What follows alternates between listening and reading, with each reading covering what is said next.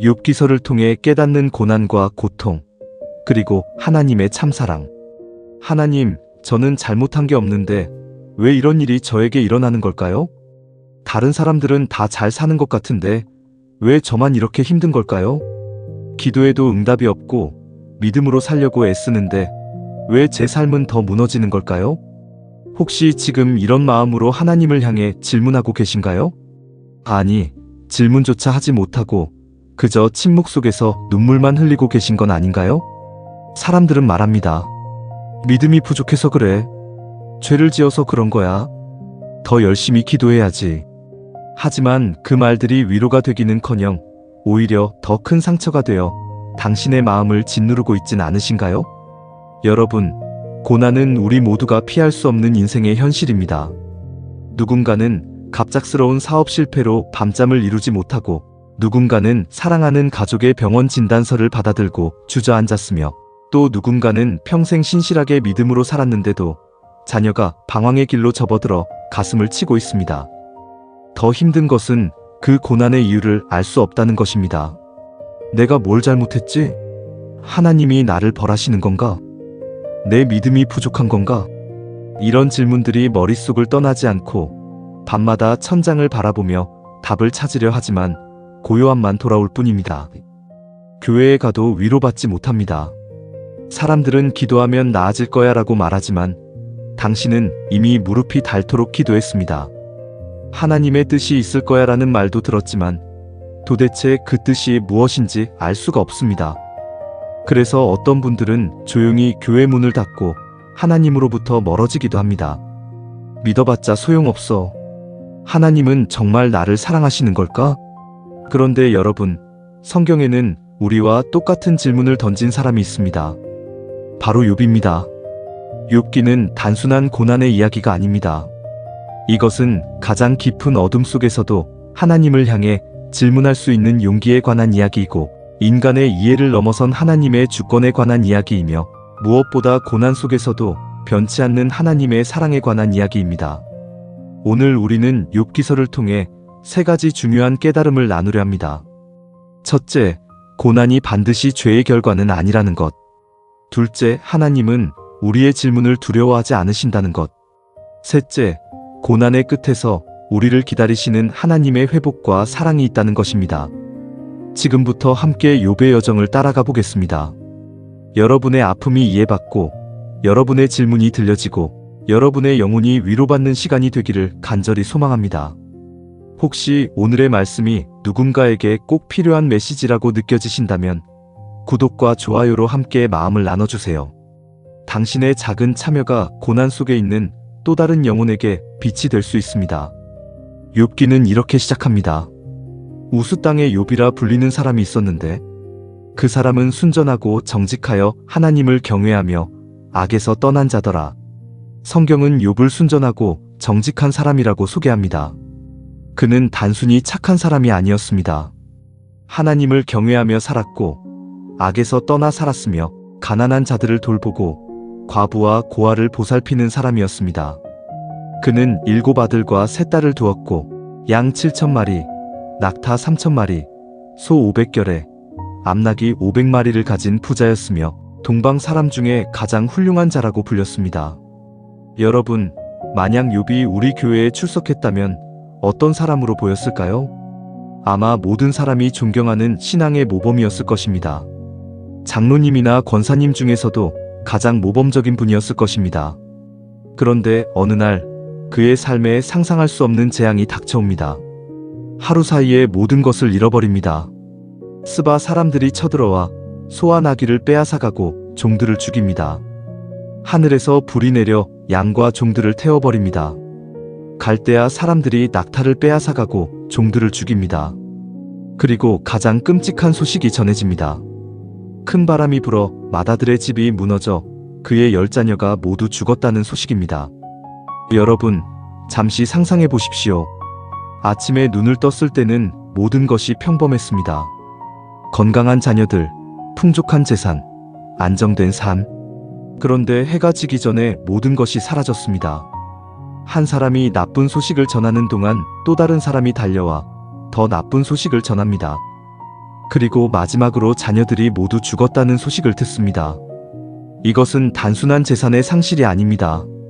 이것은 한 인간이 견딜 수 있는 최대치의 고통입니다. 그런데 여기서 우리가 주목해야 할 것이 있습니다. 욥은 아무 잘못도 하지 않았다는 사실입니다. 성경은 분명히 말합니다. 이 모든 일에 욥이 범죄하지 아니하고 하나님을 향하여 어리석게 행하지 아니하니라. 욥의 고난은 그의 죄 때문이 아니었습니다.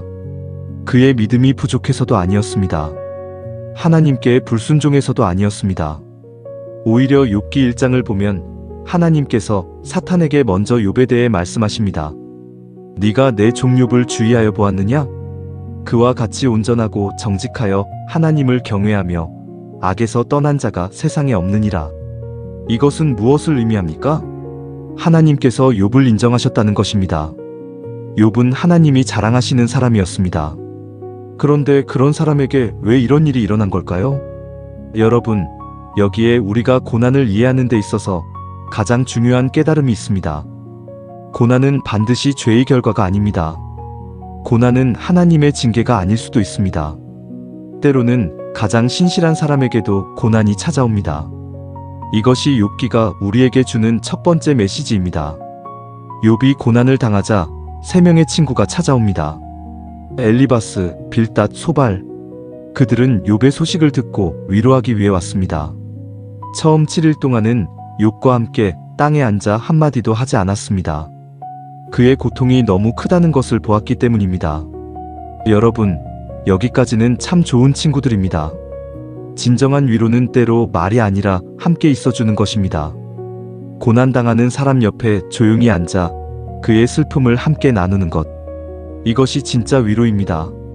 그런데 문제는 그 다음부터 시작됩니다. 욥이 입을 열어 자신의 고통을 토로하자 친구들이 하나씩 말하기 시작합니다. 그리고 그들의 말은 욥에게 더 큰 상처가 됩니다. 엘리바스는 이렇게 말합니다. 생각하여 보라, 죄 없이 망한 자가 누구인가? 정직한 자의 끊어짐이 어디 있는가? 내가 보건대 악을 밭갈고 독을 뿌리는 자는 그대로 거두나니. 무슨 뜻입니까? 욥, 당신이 이런 고난을 당하는 건 분명히 죄를 지었기 때문이야. 회개해. 빌닷은 이렇게 말합니다. 하나님이 어찌 심판을 굽게 하시겠으며 전능하신 이가 어찌 공의를 굽게 하시겠는가? 내 자식들이 주께 죄를 지었으므로 주께서 그들을 그 죄에 버리셨느니라. 더 잔인한 말입니다. 당신 자녀들이 죽은 건 그들이 죄를 지었기 때문이야. 소발은 이렇게 말합니다. 하나님의 징계는 지혜로우니 네가 당한 것보다 더 받아 마땅하다. 네가 진심으로 회개하면 하나님이 용서하실 것이다. 당신이 당한 고난은 당연한 거야. 오히려 더 받아야 마땅해. 여러분, 이 친구들의 공통점이 무엇입니까? 그들은 모두 인과응보의 논리로 욥의 고난을 설명하려 합니다. 착하게 살면 복받고 나쁘게 살면 벌받는다. 고난은 반드시 죄의 결과다. 회개하면 고난이 사라진다. 이것은 표면적으로는 신앙적으로 보입니다. 하지만 이것은 하나님을 자동 판매기처럼 만드는 신앙입니다. 동전을 넣으면 음료수가 나오듯 선행을 하면 복이 나온다는 기계적 신앙입니다. 그런데 욥은 이런 논리를 받아들이지 않습니다. 그는 자신이 죄를 짓지 않았다는 것을 알고 있었기 때문입니다. 물론 욥도 완벽한 사람은 아니었습니다. 하지만 친구들이 말하는 것처럼 이런 고난을 받을 만큼 큰 죄를 짓지는 않았습니다. 욥기 6장에서 욥은 이렇게 말합니다. 내 형제들은 내게 성실하지 아니함이 시냇물의 마름 같고 개울의 잦음 같구나. 친구들이 위로하러 왔지만 오히려 상처를 주는 사람들이 되었다는 것입니다. 여러분, 우리 주변에도 이런 사람들이 있지 않습니까? 고난당하는 사람에게 네가 뭘 잘못했기에 이런 일을 당하겠어? 라고 말하는 사람들.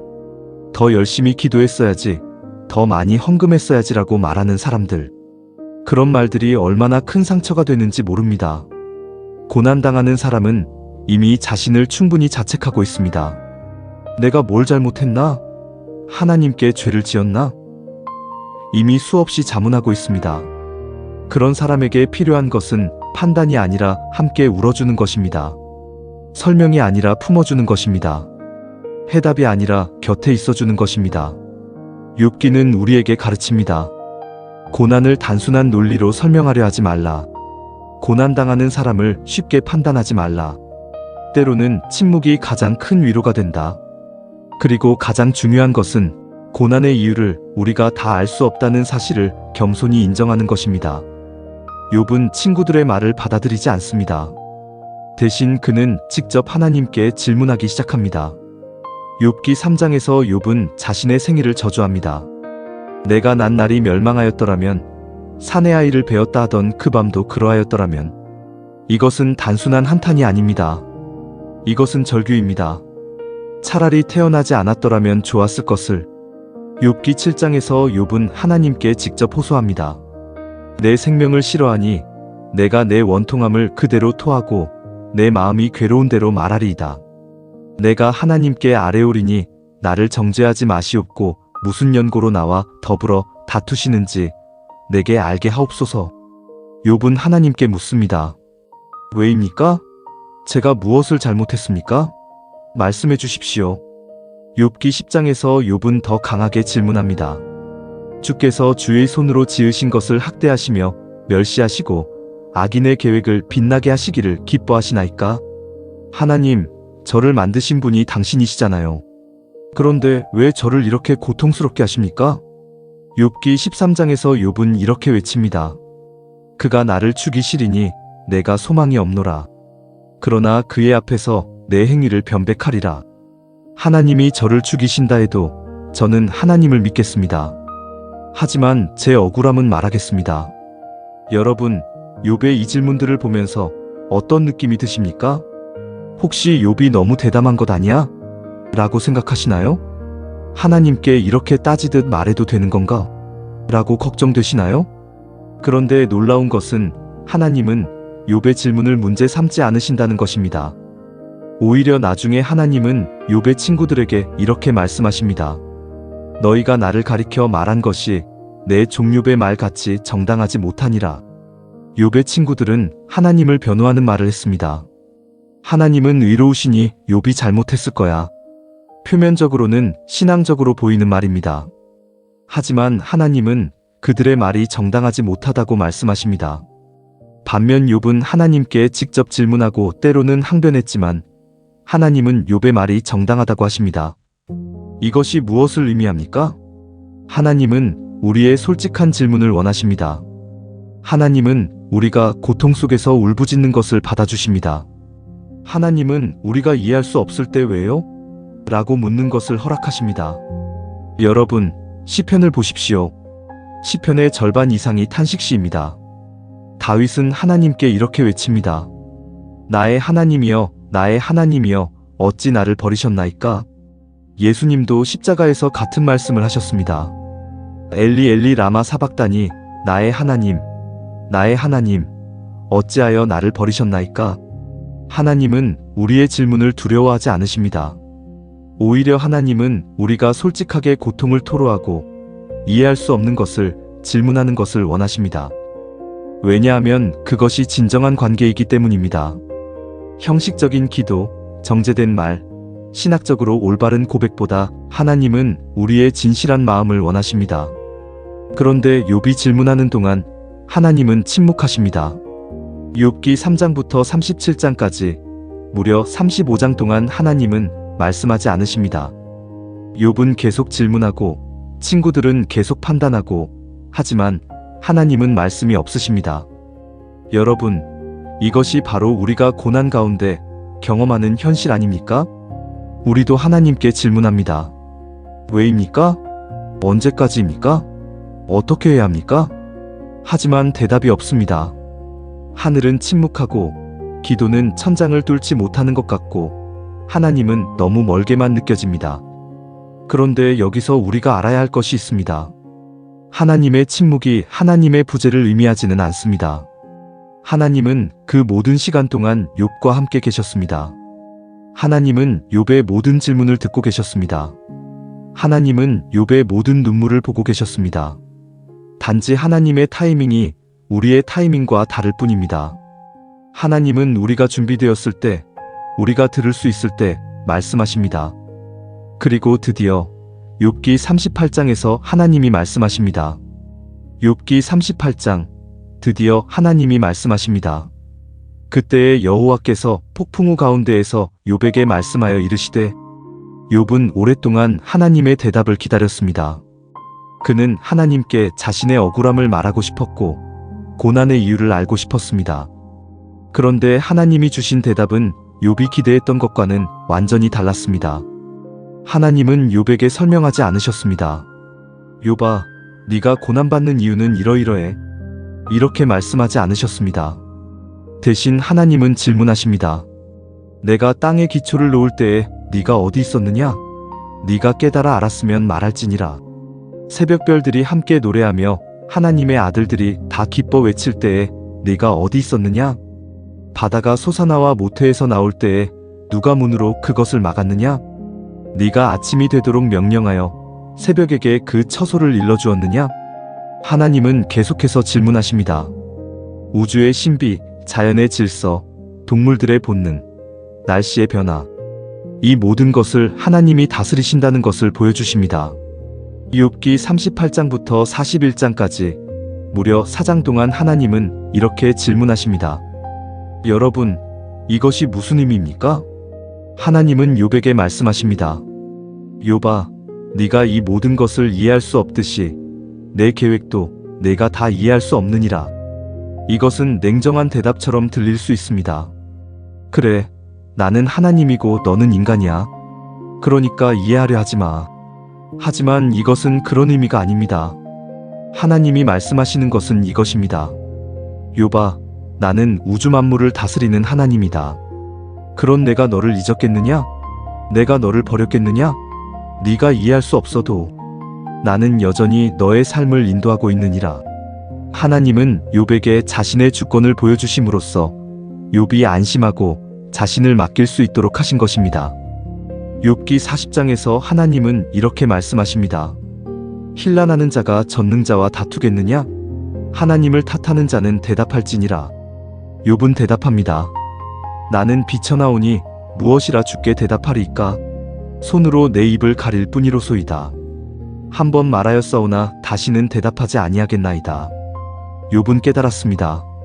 자신이 하나님께 답을 요구할 수 있는 위치가 아니라는 것을. 하지만 더 중요한 것은 욥은 깨달았습니다. 답을 알지 못해도 하나님을 신뢰할 수 있다는 것을. 욥기 42장에서 욥은 고백합니다. 내가 주께 대하여 귀로 듣기만 하였사오나 이제는 눈으로 주를 배움나이다. 이것이 무엇을 의미합니까? 욥은 이제 하나님을 진정으로 만났습니다. 고난을 통해, 질문을 통해, 침묵을 통해, 그리고 마침내 하나님의 음성을 통해 욥은 하나님을 지식으로 아는 것에서 체험으로 아는 것으로 나아갔습니다. 여러분, 우리도 마찬가지입니다. 우리는 교회를 다니며 하나님에 대해 많은 것을 배웁니다.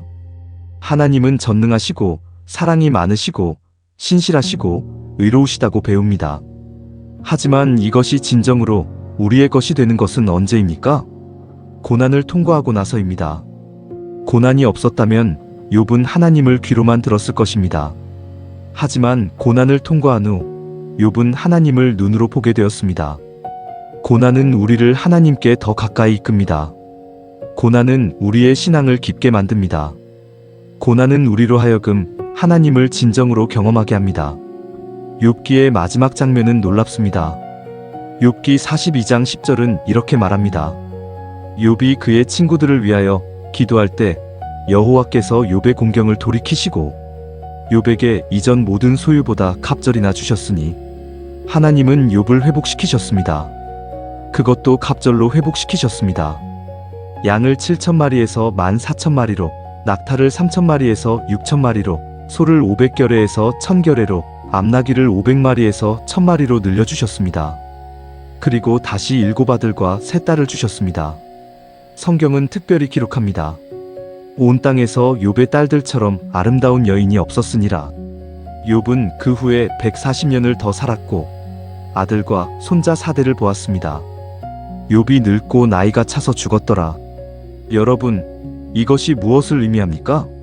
하나님은 고난의 끝에 반드시 회복을 예비하고 계십니다. 하나님이 허락하신 고난은 우리를 파괴하기 위한 것이 아닙니다. 하나님의 목적은 언제나 회복입니다. 하나님의 목적은 언제나 더 큰 축복입니다. 하나님의 목적은 언제나 우리를 더 깊은 믿음으로 인도하시는 것입니다. 하지만 여기서 우리가 주목해야 할 것이 있습니다. 하나님이 욥에게 물질적인 것을 갑절로 돌려주셨지만 자녀는 같은 수를 주셨습니다. 왜일까요? 어떤 학자들은 이렇게 설명합니다. 죽은 자녀들이 사라진 것이 아니라 하나님 나라에 있기 때문이라고. 그래서 욥이 나중에 하나님 나라에 가면 처음 자녀 10명과 나중 자녀 10명, 총 20명의 자녀를 만나게 될 것이라고. 이것은 우리에게 말합니다. 하나님의 회복은 단지 이 땅에서만이 아니라 영혼의 관점에서 이루어진다는 것을. 우리가 잃어버린 것처럼 보이는 것들도 하나님은 영혼 속에서 회복시켜 주실 것입니다. 그리고 가장 중요한 회복이 있습니다. 그것은 욥과 하나님의 관계의 회복입니다. 욥은 고난을 통과하면서 하나님을 더 깊이 알게 되었습니다. 내가 주께 대하여 귀로 듣기만 하였사오나 이제는 눈으로 주를 배움나이다. 이것이 가장 큰 회복입니다. 물질의 회복보다, 건강의 회복보다 더 중요한 것은 하나님과의 관계의 회복입니다. 여러분, 혹시 지금 고난 가운데 계신가요? 답이 보이지 않고 끝이 보이지 않는 터널을 지나고 계신가요? 욥의 이야기를 기억하십시오. 고난에는 반드시 끝이 있습니다. 하나님은 당신을 버리지 않으셨습니다. 하나님은 회복을 예비하고 계십니다. 그리고 그 회복은 단지 이전 상태로 돌아가는 것이 아니라 더 깊은 믿음, 더 큰 축복, 더 가까운 하나님과의 관계로 인도될 것입니다. 사랑하는 여러분, 욥기는 우리에게 말합니다. 고난은 끝이 아닙니다. 고난은 하나님께 더 가까이 가는 여정입니다. 욥은 모든 것을 잃었습니다. 재산, 자녀, 건강, 심지어 친구들의 위로마저 잃었습니다. 하지만 그가 잃지 않은 것이 하나 있습니다. 하나님에 대한 믿음입니다. 욥은 모든 것을 잃었을 때 이렇게 고백했습니다. 내가 모태에서 알몸으로 나왔사온즉 또한 알몸이 그리로 돌아가올지라. 주신 이도 여호와시오 거두신 이도 여호와시오니 여호와의 이름이 찬송을 받으실지니이다. 이것이 진정한 믿음입니다. 좋을 때만 믿는 것이 아니라 최악의 상황에서도 하나님을 신뢰하는 것. 이해할 수 없어도, 답이 없어도, 고통스러워도 여전히 하나님을 붙드는 것. 여러분, 지금 당신이 겪고 있는 고난이 무엇입니까? 경제적 어려움입니까? 건강의 위기입니까? 관계의 상처입니까? 자녀의 문제입니까? 직장의 어려움입니까? 미래에 대한 불안입니까? 어떤 고난이든 욥기는 우리에게 말합니다. 하나님은 당신과 함께 계십니다. 하나님은 당신의 눈물을 보고 계십니다. 하나님은 당신의 기도를 듣고 계십니다. 그리고 하나님은 반드시 당신을 회복시키실 것입니다. 지금은 어둡고 힘든 시간일지 모릅니다. 하지만 이 시간이 지나면 당신은 고백하게 될 것입니다. 내가 주께 대하여 귀로 듣기만 하였사오나 이제는 눈으로 주를 배움나이다. 그때 당신은 깨달을 것입니다. 고난이 저주가 아니라 축복의 통로였다는 것을. 고난이 파괴가 아니라 회복의 시작이었다는 것을. 고난이 하나님을 멀어지게 하는 것이 아니라 더 가까이 이끄는 여정이었다는 것을. 사랑하는 여러분, 오늘 우리는 욥기를 통해 3가지 중요한 진리를 배웠습니다. 첫째, 고난이 반드시 죄의 결과는 아니라는 것입니다. 때로는 가장 신실한 사람에게도 고난이 찾아옵니다. 고난당하는 사람을 쉽게 판단하지 마십시오. 둘째, 하나님은 우리의 솔직한 질문을 원하신다는 것입니다. 형식적인 기도보다 진실한 마음을 하나님께 드리십시오. 이해할 수 없을 때 왜요? 라고 물어도 괜찮습니다. 셋째, 하나님은 고난의 끝에 반드시 회복을 예비하고 계신다는 것입니다. 지금은 어두워도 하나님은 당신을 위한 계획을 가지고 계십니다. 그 계획은 선한 것이며 회복과 소망으로 가득한 것입니다. 오늘 이 메시지가 고난 가운데 있는 한 영혼에게라도 위로가 되었다면 구독과 좋아요로 함께 마음을 나눠주시면 감사하겠습니다. 당신의 작은 참여가 더 많은 사람들에게 하나님의 사랑을 전하는 통로가 될 것입니다. 그리고 댓글로 당신의 이야기를 나눠주세요. 우리 함께 기도하며 서로를 격려합시다. 마지막으로 여러분을 위해 기도합니다. 사랑하는 하나님 아버지, 지금 고난 가운데 있는 모든 영혼들을 위해 기도합니다. 그들이 욥처럼 끝까지 믿음을 지킬 수 있도록 도와주소서. 그들의 눈물을 닦아주시고 그들의 기도를 들어주시고 그들을 반드시 회복시켜 주옵소서. 그리하여 그들이 고백하게 하소서. 내가 주께 대하여 귀로 듣기만 하였사오나 이제는 눈으로 주를 배움나이다. 예수 그리스도의 이름으로 기도합니다.